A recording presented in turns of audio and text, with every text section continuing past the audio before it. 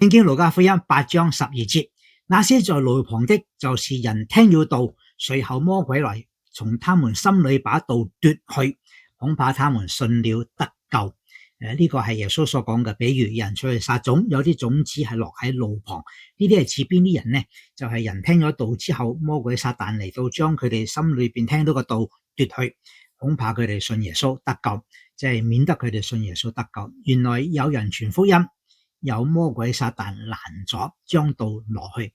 求主幫助我哋準備好我哋世人嘅心田，聽見福音馬上嘅相信耶穌，唔好拒絕，唔好失去信耶穌得救嘅機會。求主幫助，信耶穌得救得永生，好得無比。因為神已經在基督耶穌裏邊為我哋預備咗救恩，只要信耶穌就可以得永生，好得無比。